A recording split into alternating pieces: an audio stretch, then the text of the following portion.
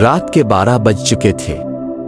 हल्की बारिश खिड़कियों से टकरा रही थी और अंधेरे में वो हवेली एक खामोश सांस की मानिंद खड़ी थी। ये वही हवेली थी जिसे लोग बरसों से ईसाइयों वाली हवेली कहते थे। शहर के किनारे पर मौजूद झाड़ियों में छपी बंद दरवाजों और टूटी खिड़कियों वाली वो जगह जहां कभी रोशनी नहीं आई थी। 3 बहनें नौरीन, अलीज़े और माहिन इस हवेली के करीब नए किराएदार बनकर आई थीं। उनके वालिदैन एक हादसे में वफात पा चुके थे और अब वो खाला के साथ एक पुराने घर में रहने लगी थी। घर के साथ ही वो हवेली थी जिसकी तरफ ना दिन में कोई देखता ना रात में कोई सोचता। नौरीन सबसे बड़ी और जिम्मेदार, अलीज़े दरमियानी और हमेशा सवालात से भरी, और माहिन सबसे छोटी, खामोश और हसास।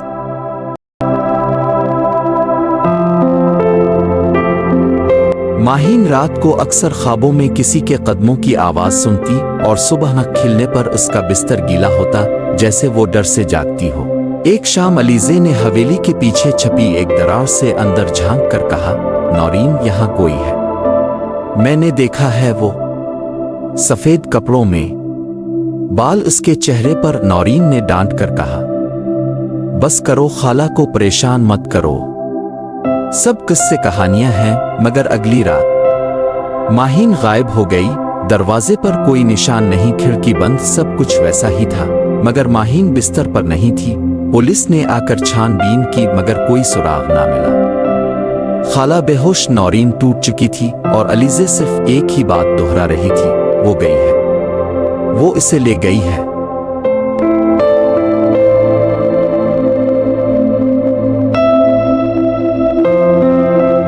अगली रात नौरीन को भी ख्वाब आया। चांदनी रात, वही हवेली, वही सफेद लिबास और एक औरत जो जमीन पर नहीं हुआ में तीर रही थी। वो कह रही थी, मैं अभी सिर्फ एक को लेकर गई हूं, मगर तीनों मेरी हैं। नौरीन की चीख से खाला की आंख खिली। अलीज़े जाग रही थी मगर उसकी आंखों में कुछ बदला हुआ था। दिन के वक्त वो दोनों बहनें हवेली के पीछे गईं। एक पुरानी खिड़की से अंदर झांका तो एक पुरानी तस्वीर मिली, एक औरत जो बिल्कुल माहिन जैसी थी। नीचे लिखा था, जुलेखा बीबी 1921 बेरहम इंसाफ। नौरीन ने पुराने लाइब्रेरी में जाकर तलाश किया। पता चला कि जुलेखा इस हवेली की मालिकन थी जिसने अपनी 3 बेटियों को जलाकर मार दिया था क्योंकि उन पर इल्जाम था कि वो मोहब्बत के नाम पर खानदान की इज्जत मिट्टी में मिला रही थी। जुलेखा को कभी सजा नहीं मिली, लेकिन इसके बाद हर साल इस हवेली से 3 लड़कियां गायब होने लगे। नौरीन ने फैसला कर लिया, वो अपनी बहन को वापस लाकर रहेगी।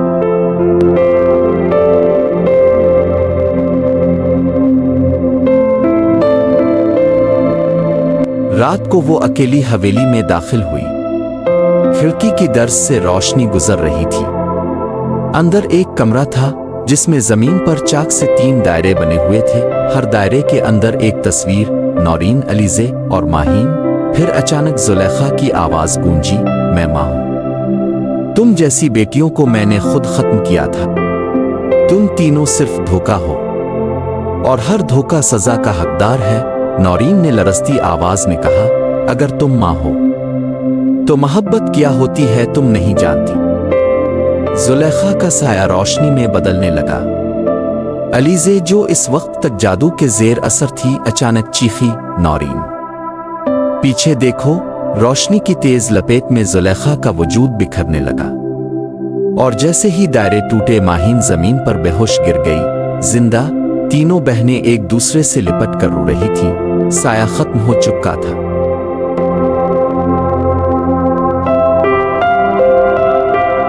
मगर दरवाजे पर एक जुमला खून से लिखा था, मैं गई नहीं, मैं इंतजार कर रही हूं फिर किसी मां के लिए जो बेटियों को सजा देगी।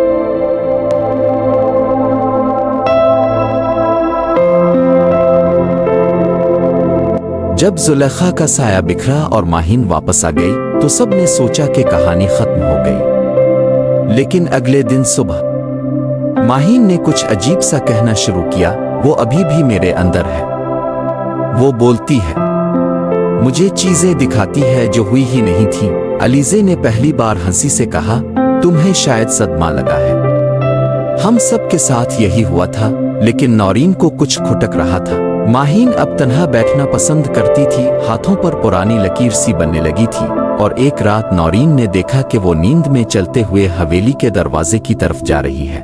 बंद आंखें लेकिन कदम बिल्कुल सीधे। नौरीन ने इसे रोका, मगर माहीन ने एक आवाज में कहा जो इसकी नहीं थी। जब तीनों बहनें हवेली से बाहर जा रही थीं, एक साया उनमें से एक के साथ गया था। नौरीन पीछे हट गई। वो जान गई थी कुछ अभी बाकी है। अगली सुबह खाला ने बताया कि उनके घर के पिछले दरवाजे पर जुलेखा के जमाने का एक सिक्का रखा मिला है, ताज़ा चमकता हुआ। और फिर अलीज़े लापता हो गई। फिर क्या हुआ? पता चला कि अलीज़े खुद गई थी हवेली में। इसने एक नोट छोड़ा था, मैं सच जानना चाहती हूँ। अगर जुलेखा ने अपनी बेटियों को जलाया था तो सच किया था। वो बेटियां कौन थी? क्या वो हम जैसे थीं? नौरीन ने माहीन को साथ लिया और हवेली की तहखाने में पहुंची। वहां एक पुराना बिक से मिला जुलेखा की असल डायरी खोली गई तो हकीकत सामने आई। जुलेखा खुद चुड़ैल नहीं थी, बल्कि इसकी 3 बेटियां एक पुराने सियागिरों में शामिल थीं, जो औरतों को ताकत देता था मगर कीमत पर।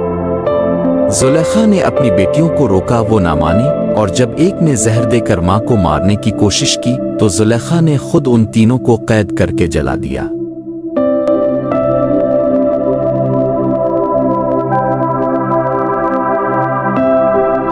यानी जुलेखा कातिला नहीं, मजलूम थी। और अब वो चाहती थी कि नौरीन, अलीज़े और माहीन इस कहानी को दुनिया के सामने लाएं, ताकि सच्चाई दफन न रहे। नौरीन ने सारा मवाद इकट्ठा किया, पुलिस को इत्तला दी, पुरानी रिपोर्ट्स निकलवाईं और अखबार में एक मुकम्मल कहानी शाये करवाई। जुलेखा बीबी, एक माँ जिसे गलत समझा गया। हवेली से एक बार फिर रोशनी निकली। माहीन की आंखों से वो साया निकलकर फिजा में तहलील हो गया। जुलेखा की आवाज आई, पहली बार नर्म, शुक्रिया, तुमने मुझे मेरी बेटियों की सच्चाई से आजाद किया। नौरीन, अलीज़े और माहीन एक बार फिर जल गई थी, मगर कहानी यहाँ खत्म नहीं हुई। कुछ दिन बाद अलीज़े के बिस्तर के नीचे से एक सुर्ख लिफाफा मिला। इस पर सिर्फ एक सत्र लिखी थी, एक बेटी अब भी जिंदा है। कहानी का नतीजा। हर वो बात जो हमें सुनाई जाती है, जरूरी नहीं कि वो मुकम्मल सच हो। बज़ाहिर खौफनाक नजर आने वाले लोग अजगहें अंदर से मजलूम भी हो सकती है। कभी भी किसी को सिर्फ सुनी सुनाई बातों पर मत परखो, सच जानने की कोशिश करो, क्योंकि बाज़ औक़ात असल चुड़ैल कहानी में नहीं, मुआशरे की सोच में छपी होती है।